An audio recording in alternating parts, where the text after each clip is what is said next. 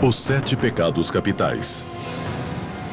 Eles existem em cada um de nós.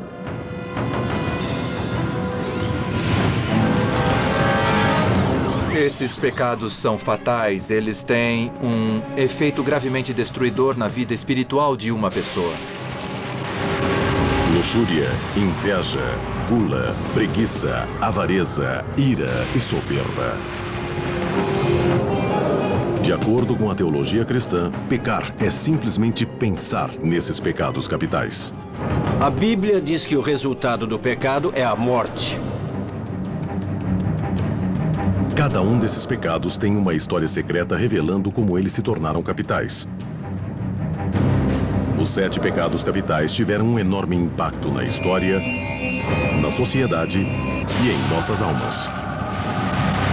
Você não pode transgredir a lei moral de Deus sem que alguém pague um preço terrível por isso. E o mais perigoso desses pecados é a soberba.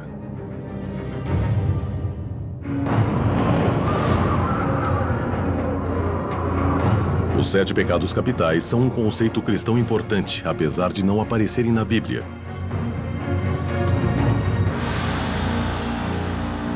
Eles apareceram primeiro em monastérios espalhados nos desertos do Egito mais de 3 séculos depois da morte de Jesus.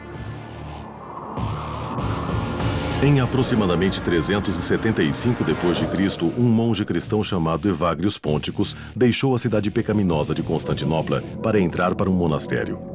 Lá, ele começou a catalogar as tentações que seduziam os homens para o inferno, criando uma lista das mais perigosas. Evagrius acreditava que existiam 8 terríveis tentações da alma. E a soberba era uma das mais fatais. Evagrius dizia que a soberba corrompia tudo em que tocava. Ele a chamava de tumor da alma cheio de pus, já que amadurece e se rompe, criando uma confusão repugnante.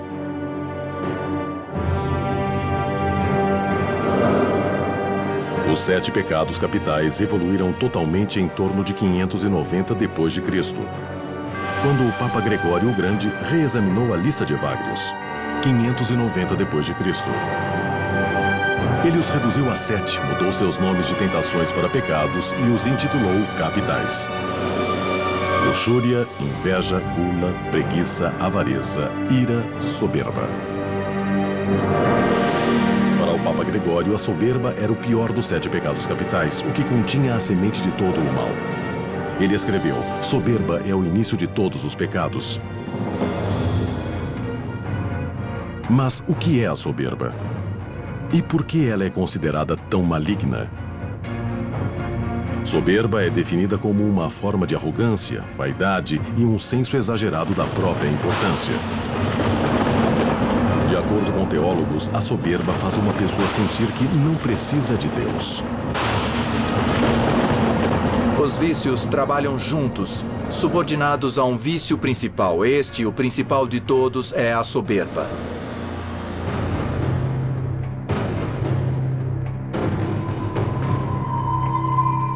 A tradição cristã diz que a soberba vem de antes do Jardim do Éden e da concepção do homem.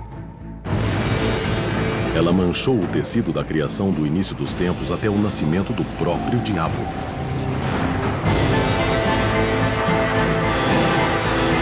Ela começa com uma história antiga sobre uma das criações preferidas de Deus: o anjo Lúcifer.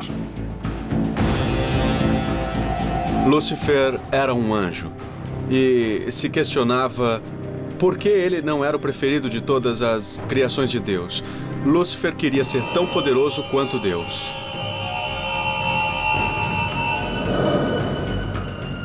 Judaísmo, cristianismo e islamismo contam lendas diferentes, mas similares, sobre a queda cataclísmica de Lúcifer das graças de Deus.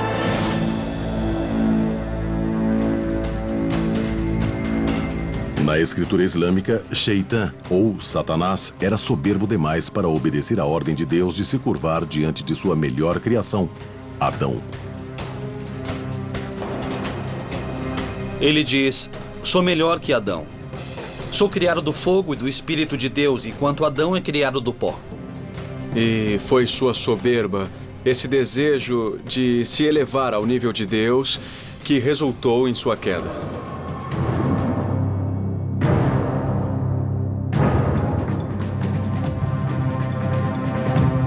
Tomado pela soberba, o rebelde Satanás lidera uma insurgência contra Deus. Exércitos de anjos batalham numa terrível guerra até que Satanás e seus seguidores são vencidos e enviados para o inferno.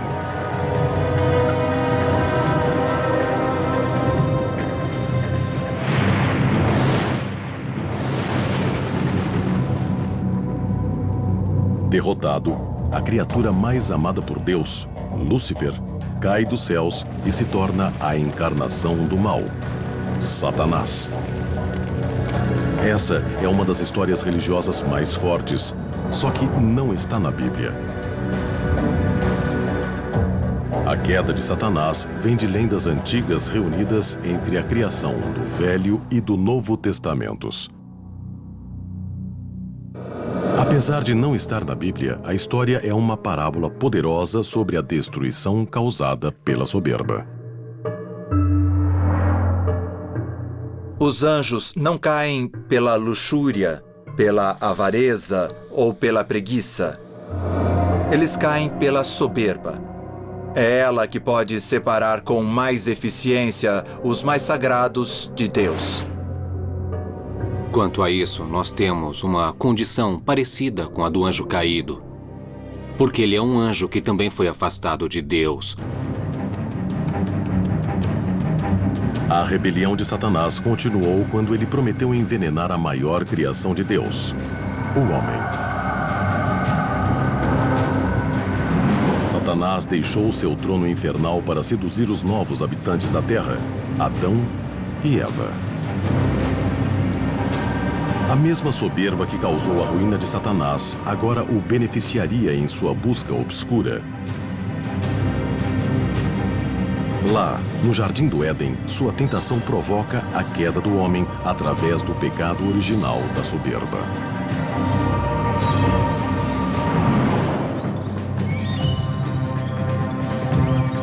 Na tradição cristã, o pecado de Adão e Eva é a soberba. Eles não respeitam a ordem e não respeitam o conselho de Deus e são enganados pela serpente, pelo mal. Disfarçado de serpente, o mal encoraja Adão e Eva a comerem o fruto proibido da árvore do conhecimento do bem e do mal. Apesar de todos os avisos de Deus, Adão e Eva agem mal. Ao invés de adquirirem a sabedoria divina, o fruto traz um mundo amargo, cheio de vergonha e lamento, expõe sua inocência nua e destrói o paraíso. Satanás não trouxe o pecado ao mundo. Ele trouxe a tentação, que se espalhou. Ela não pôde ser contida. É como um câncer. Há uma metástase em todas as áreas da vida. O trabalho de Satanás continua. Muito depois dessa guerra no paraíso e da expulsão do Éden, ele tenta manipular o homem à sua vontade. A Bíblia sugere que Deus criou os seres humanos com livre-arbítrio. Os pensadores religiosos dizem que o poder do livre-arbítrio humano pode levar ao bem ou ao mal. A luta para ser bom nesse mundo é isso. É uma luta. Ela não termina, ela não muda só porque você afastou Satanás ou levou alguém da escuridão para a luz. A interação entre humanos e Satanás, sendo real ou sendo alegórica, é uma tentação que resiste.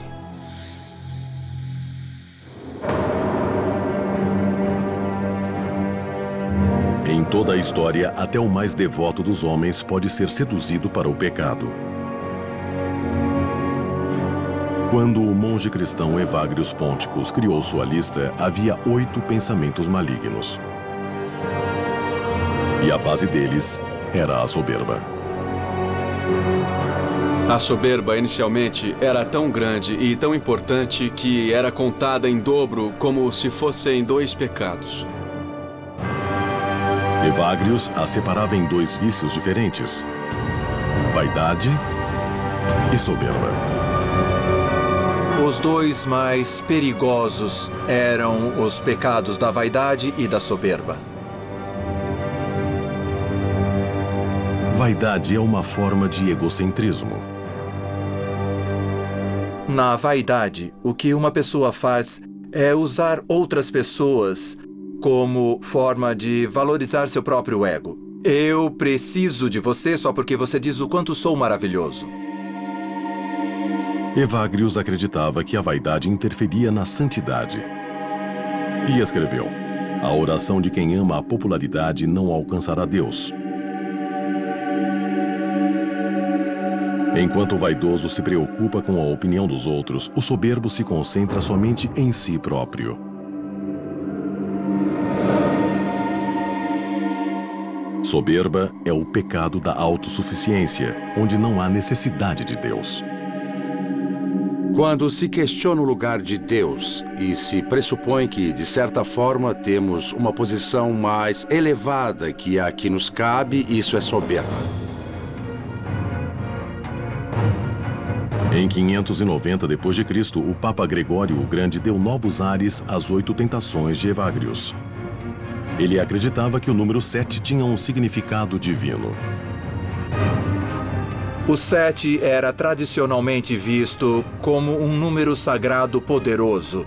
Na antiguidade acreditava-se que havia uma ordem divina de 7 coisas que correspondiam de certa forma à ordem dos céus do que era visto como os 7 grandes planetas. O Papa Gregório combinou os dois vícios em um único pecado capital: soberba. Jerusalém. A soberba é considerada um pecado terrível em outras culturas além da tradição judaico-cristã. No Mediterrâneo, as grandes cidades de Atenas e Roma também condenaram a soberba. No mundo greco-romano, dizia-se que talvez a soberba fosse o pecado essencial. Os antigos gregos se referiam a esse pecado essencial como ubris. As rochas do Estreito de Gibraltar eram chamadas de ubris pelos antigos gregos. Se você passasse por elas, isso era considerado ubris, porque os deuses pegariam você não devia ir lá. Foi daí que veio a ubris. Ubris é a ideia de que eu sou o Deus da minha vida. Os gregos usavam contos sobre a soberba para falar às pessoas sobre os perigos do pecado, explicando como ele podia levar uma pessoa à ruína. Há Ícaro, que achou que pudesse voar com asas de cera. E Aracne, uma tecelã habilidosa que foi transformada em aranha depois de ousar desafiar uma deusa numa disputa de tapeçarias. O mundo greco-romano insistia que o pecado da soberba fazia uma pessoa desafiar os deuses e a punição era sempre terrível. O mundo cristão criou sua própria punição para a soberba. Ela se chama inferno.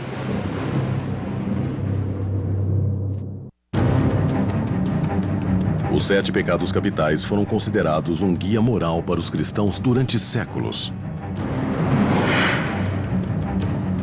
Desde a antiguidade, o pecado da soberba era chamado de esmagador de almas, destruidor dos homens, insulto a Deus e uma praga da sociedade.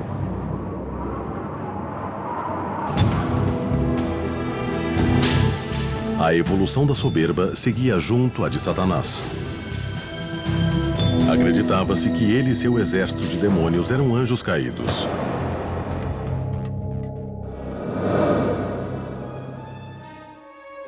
Em 1300, com o início do Renascimento, acreditava-se que anjos caídos habitavam o espaço entre o céu e a terra. E eles teriam o poder de se materializarem e enganar. Se uma pessoa não fosse vigilante, poderia virar presa dos anjos caídos e ser atraída para o pecado. Anjos caídos podiam criar um corpo que era apenas uma ilusão visual. Nas pinturas renascentistas, nas pinturas medievais, sempre temos um elemento no corpo do diabo que trai a natureza. Os chifres em sua cabeça, ou os pés de ganso, são para enfatizar que esse ser é uma criatura que vai contra a natureza. Dizia-se que os anjos caídos gostavam especialmente de usar a soberba como tentação, cegando os pecadores para que não pudessem ver ninguém além deles mesmos. Em torno de 1320, a noção de inferno recebeu uma imagem humana do escritor italiano Dante Alighieri, a Divina Comédia. Na Divina Comédia de Dante, o poeta romano Virgílio o acompanha pelos 3 reinos: Inferno, Purgatório e Paraíso. Virgílio é considerado a representação da razão humana e Dante simboliza a humanidade. É no Purgatório que Dante ilustra mais nitidamente as punições para os pecadores. Dante expõe tudo e tenta criar um purgatório como um lugar, e isso fica na imaginação popular. Os pecadores soberbos andam no Monte Purgatório com um enorme peso de rochas nas costas. Por terem passado a vida olhando os outros de cima, eles não podem se erguer até que percebam o peso de seu pecado. A visão de Dante da soberba veio direto da doutrina ensinada pela Igreja.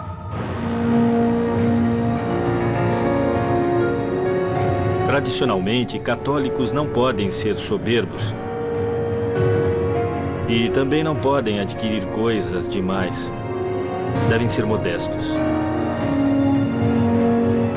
Mas no século XVI, boa parte da Igreja Católica tinha caído no pecado da soberba. Em 1500, o Papa Leão X era um dos homens mais ricos da Europa. Ele comandava grandes levantamentos de fundos para sustentar o Vaticano e seu estilo de vida. Em 1512, um monge alemão chamado Martim Lutero se rebelou contra o sistema soberbo e pecador do Papa Leão. Ele escreveu críticas incisivas contra o Papa e o Vaticano, acabando por se afastar da Igreja Católica Romana. A reforma protestante que veio disso mudou o cristianismo para sempre. O protestantismo veio de um protesto. E isso não é nada católico. Os presbiterianos, os luteranos, os batistas, os anglicanos ou os episcopais, todos são considerados protestantes. Mas em torno das novas seitas protestantes que vieram depois da Reforma, um grupo surgiu com uma devoção única para lutar contra a soberba. Eles se chamavam Anabatistas. Os grupos anabatistas se desenvolveram em vários lugares da Europa. O primeiro deles foi a Irmandade Suíça, de 1525, e alguns anos depois, os Menonitas se desenvolveram nas regiões da Holanda. Alguns grupos ainda existem hoje. Os Menonitas, os Uteritas e os Amish permanecem intocados desde o século XVI. Os Menonitas iniciaram uma nova tradição de colocar a soberba como o pecado mais perigoso, valorizando a humildade mais que qualquer outra qualidade. Os Amish levaram essa filosofia ainda mais longe, formando toda uma cultura dedicada a censurar a soberba em todas as suas formas. Os Amish veem a soberba como um pecado muito grave. E esse é um dos grandes motivos deles tentarem tanto parecer simples. A cultura Amish nasceu em 1693, quando os Menonitas receberam um novo membro chamado Jacob Oman. Jacob Oman tinha 30 anos quando se tornou parte da liderança da Igreja Menonita.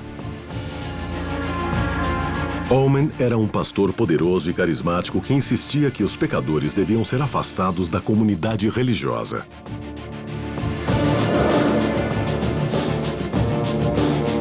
Jacob Omen era realmente muito firme em questões como a excomunhão e o afastamento. Essa deve ter sido a maior questão da época. Ele dizia que quando alguém é excomungado, não podemos comer junto a essa pessoa.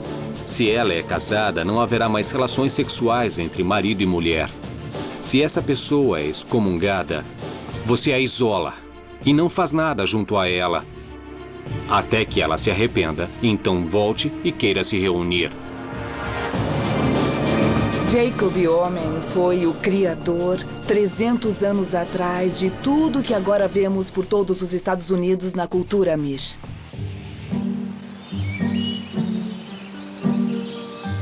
Hoje, os Amish se mantêm distantes da cultura em voga.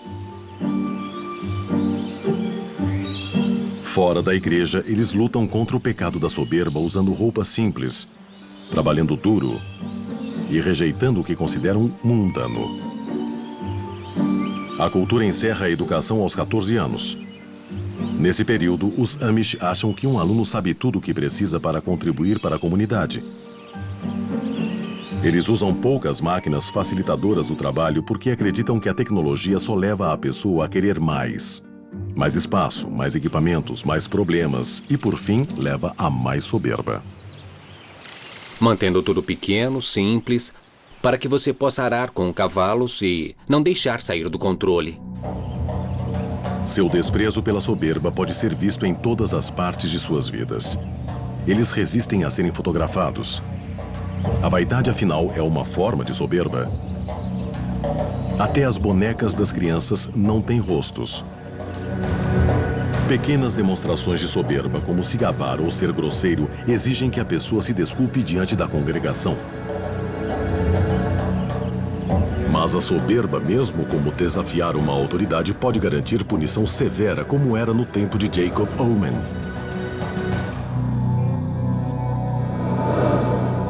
Um ato de soberba seria agir de modo a mudar uma coisa que você sabe que é contra as regras da igreja. Seria, por exemplo, um homem dizer que não vai mais ordenhar as vacas à mão. Ele vai comprar uma máquina, independente do que a igreja diz. Para um pecador desses, a punição pode ser a excomunhão, essencialmente entregando o membro a Satanás e depois o afastando.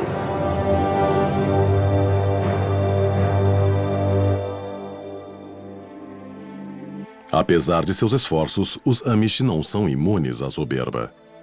A soberba na cultura Amish é bem parecida com a soberba de fora dessa cultura. Você não tem um carro para se gabar, mas tem a charrete. E você pode incrementar sua charrete como incrementa seu carro. O que é muito interessante é o desafio que a humildade nos apresenta. No fim, ela parece uma corrida para o fundo do poço, porque se você tem a humildade como meta, as pessoas começam a competir para se tornarem mais humildes do que as outras. E então, trabalhando duro para não ser soberbo, a humildade quase se torna soberba. A soberba é um pecado capital do qual a maioria dos religiosos tenta se livrar e nenhum conseguiu. Mas muitos indivíduos sucumbiram à tentação e a abraçaram.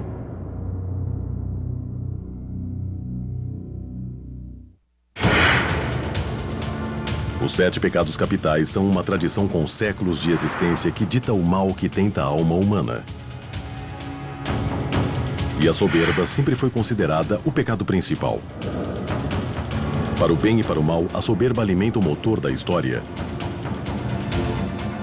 Ela inspira e corrói geralmente ao mesmo tempo. Um bom exemplo é o do imperador que se coroou porque achava que ninguém mais merecia. Em 1799, Napoleão Bonaparte foi um general talentoso cujo sucesso atordoante levou sua soberba insaciável além de qualquer controle. O Quando a França se tornou pequena demais para conter sua ambição, ele quis conquistar a Europa, colocando a maior parte do continente sob seu controle e seus parentes nos tronos europeus.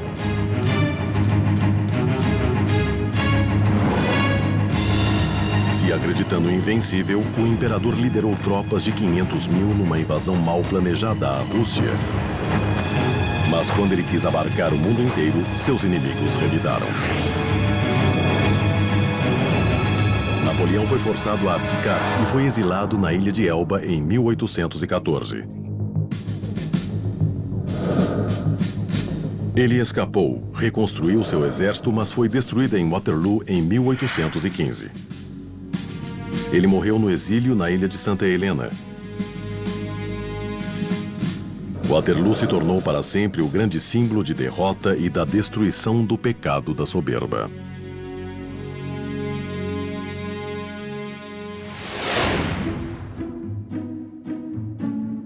Por volta de 1850, a soberba evoluiu se tornando uma virtude, não um vício.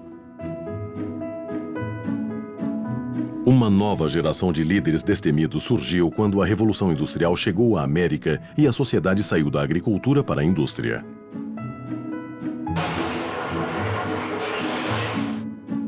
As cidades se encheram de centenas de siderúrgicas, portos de carga e ferrovias.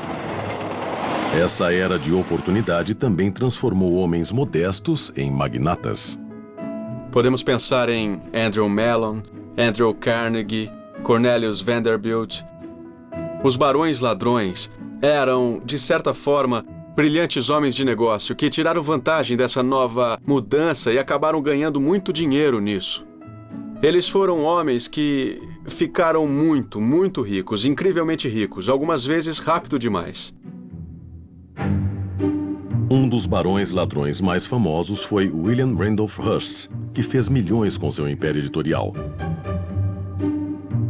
Hearst se entregou à soberba quando construiu o Castelo Hearst de 8.300 metros quadrados na sua propriedade de mais de 16 mil hectares na Califórnia. Durante uma vida muito abastada, ele teve propriedades pelo mundo todo. Um homem que essencialmente tinha de tudo. Esses estilos de vida abastados não fugiam às críticas, forçando Hearst e seus iguais a encontrarem um modo de justificar seus pecados. Muitos abriram fundações de caridade, se transformando de barões ladrões em mecenas. Veja, por exemplo, a Fundação Ford.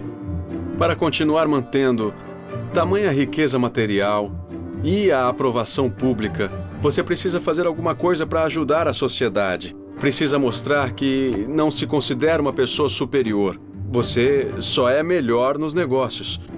Então, a melhor maneira de conseguir isso era fazendo caridade e jogando milhões e milhões de dólares nela. E aqui encontramos o paradoxo da soberba. Se fizermos uma boa ação para proteger nossa reputação, isso significa não cometer um pecado? Então, se eu doar uma grande quantia em dinheiro para ser visto, isto é uma expressão de soberba. E o seu Pai do céu, como disse Jesus, não precisa lhe dar nenhum tipo de compensação, porque você já tem aquilo que você queria. Visibilidade pública, reconhecimento público, não mais que isso. A soberba pode ser ilusória. Algo que parece caridade pode ser uma atitude de arrogância. Como o mal pode mudar sua forma, a soberba pode se mascarar em algo benigno. Enquanto ser arrogante é facilmente definido como pecado, há um outro tipo de soberba que geralmente é confundido com uma força positiva. Nossa ascendência, nossa educação, nossa religião, nosso bairro, nosso país. Temos orgulho de todas essas coisas. O orgulho, invariavelmente, envolve uma comparação entre você e a outra pessoa ou você e outro grupo de pessoas.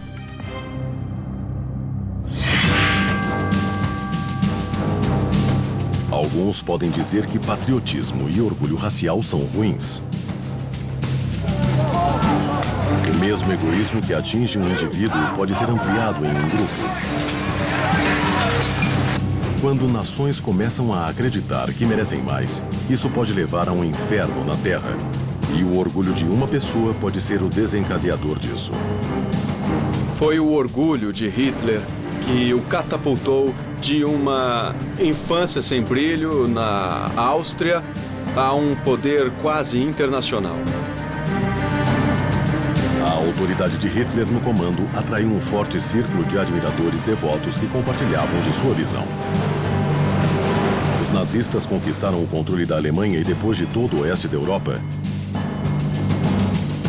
Hitler se considerava acima de todas as outras pessoas. Hitler tenta exterminar o que ele considera a principal ameaça à raça ariana, que são os judeus.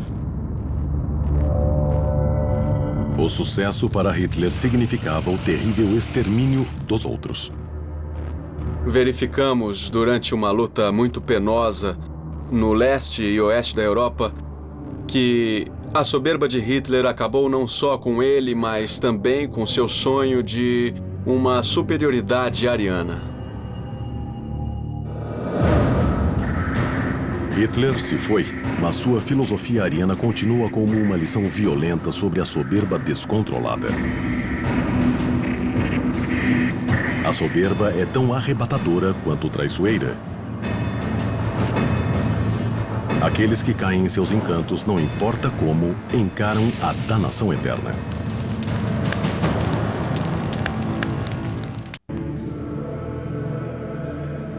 O Papa Gregório o Grande foi o primeiro a intitular a luxúria, a inveja, a gula, a preguiça, a avareza, a ira e a soberba de 7 pecados capitais. E de acordo com ele, o pecado mais perigoso é a soberba. A soberba pode parecer bonita mesmo sendo um pecado feio. A mitologia grega conta a lenda de Narciso. Ele tinha tamanha admiração por sua aparência que ficou olhando seu próprio reflexo durante horas. Enamorado por sua beleza, ele tentou tocar seu reflexo. Caiu dentro do lago que o refletia e se afogou. Vítima de seu próprio egocentrismo e soberba. Essa história é a origem do termo narcisista, alguém que gosta tanto de si próprio, de sua aparência e do que tem, que não vê nada além. O narcisismo é a imagem do egocentrismo. O narcisista passa por cima de tudo que dificultar a perfeição de sua autoimagem. Meus parabéns, foi ótimo, foi maravilhoso. Tá bom. Oi, tudo bem? Um narcisista geralmente mostra uma imagem pública amigável que ajuda a conquistar as pessoas. Se ele se vê como um líder nato, vai precisar dos outros como seguidores. Tá, tudo bem. Como vai? Quando eles conhecem as pessoas, são logo queridos e em certas situações, muita gente até aceita o fato deles serem meio arrogantes, mas eles são legais, inteligentes, encantadores, divertidos. Gostamos deles, os narcisistas. Então, pessoal, eu quero dizer que... O narcisista adora que prestem atenção nele, mas só olha para si mesmo. E se for desafiado, cuidado. E já está tudo combinado. Um narcisista tenta compensar alguma insegurança profunda. Então, quando ele demonstra seu comportamento soberbo, entra na defensiva, é agressivo. E assim você acaba vendo o lado mais desagradável do comportamento soberbo. A soberba pode também ser exibida pela vaidade. E isso muda de cultura para cultura e até mesmo de um período a outro. Na Europa, certamente na Inglaterra do século XIX, quanto mais gordo você fosse, mais honrado era. Se você e a sua família fossem todos pesados, isso era sinal de que você era um bom provedor. A Através da história, o bronzeado não foi motivo de orgulho. Era uma marca de vergonha, a marca do trabalhador comum. Hoje, claro, isso mudou e muitas pessoas fazem até bronzeamento artificial se vivem em locais frios. O bronzeado agora significa que você tem tempo livre suficiente para ficar no sol ou talvez ir à praia.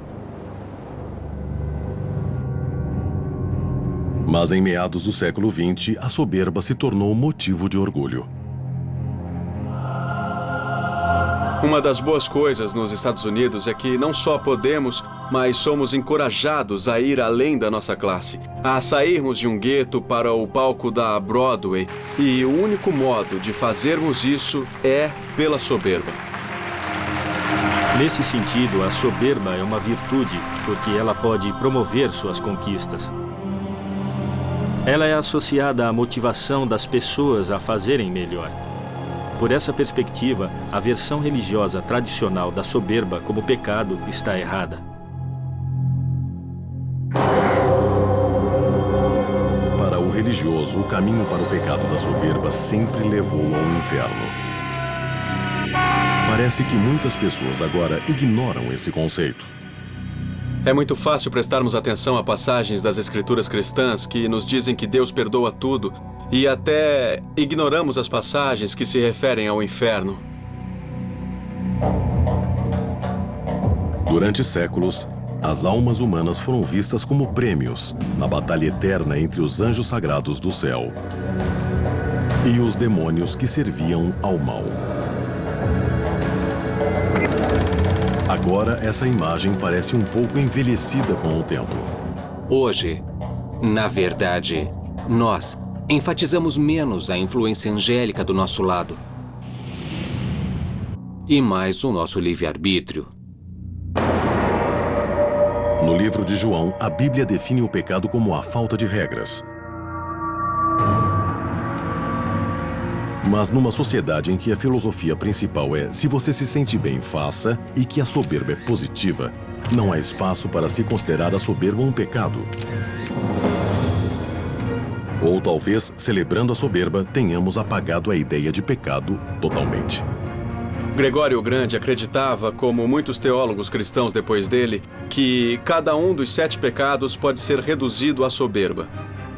E se a soberba não é mais um pecado, isso coloca os outros pecados em perigo de se tornarem irrelevantes também. A soberba pode ser mais complexa do que imaginamos. Novas pesquisas sugerem que há 2 tipos de soberba. Uma leva ao sucesso. A outra leva ao inferno.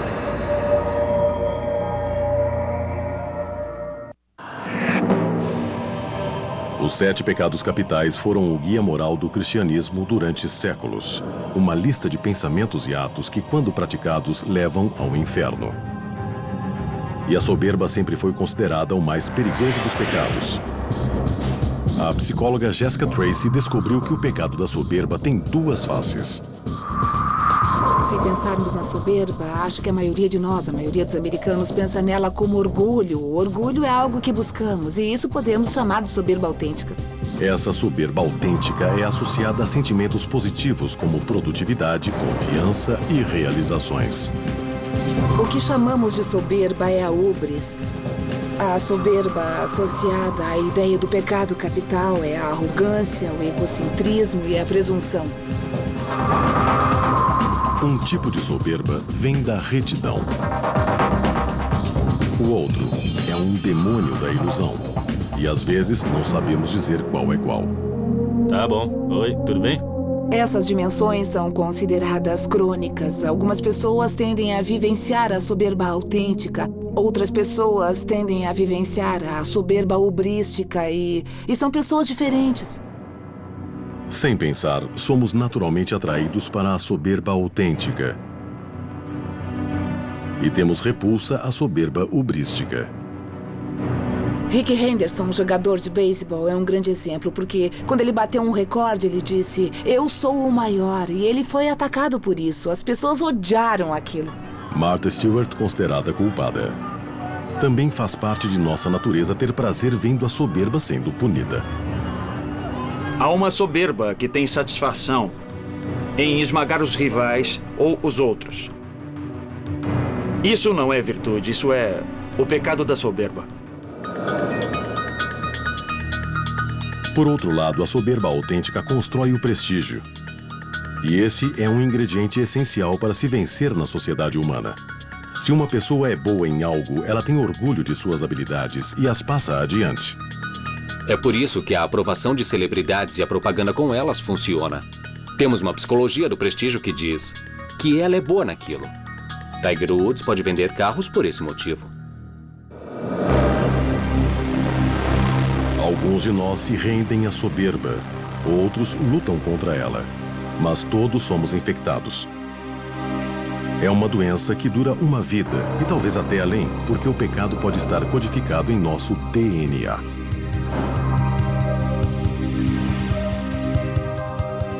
Na Universidade de Yale, Laurie Santos usa primatas para explorar as origens evolucionárias do comportamento humano.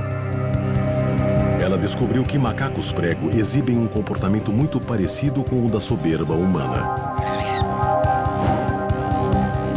Economistas estudaram a tendência irracional das pessoas à supervalorização de uma coisa que tem, simplesmente porque tem. Os cientistas chamam de efeito da dotação.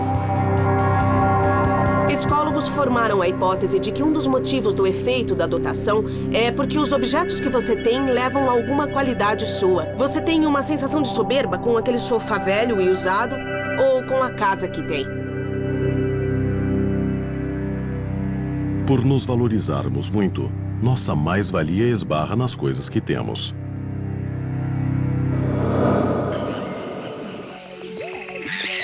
Laurie queria ver se os macacos prego também vivenciavam o efeito da dotação.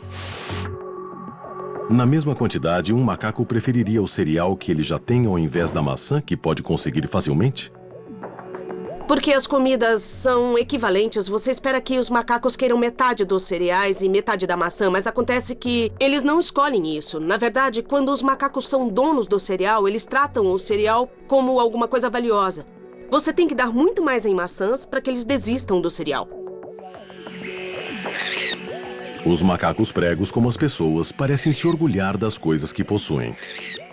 O trabalho sobre o efeito da dotação que fizemos com os macacos prego mostra a possibilidade de que eles possam ter algo como a soberba. Enquanto a religião culpa o diabo, a ciência busca na evolução a explicação sobre o lugar estranho que a soberba ocupa nesse mundo. Se os macacos mostram esse tipo de comportamento, como podem ser irracionais se estão por aí nos últimos 35 milhões de anos? Se os religiosos estiverem corretos, os portões do inferno podem estar lotados. Se você acha que ser soberbo significa que um indivíduo vai para o inferno, então todos os nossos ancestrais primatas estão lá. Provavelmente é um lugar bem cheio e bem barulhento.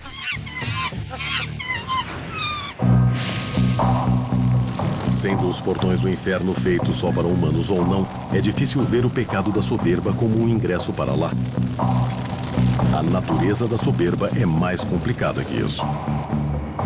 Se a soberba indica simplesmente a posse de uma coisa, posse de um recurso, comida, território, posse de um bom conjunto de genes que torna alguém um parceiro desejável, posse de um lugar na sociedade, então claramente a soberba não é só benéfica, ela é absolutamente necessária.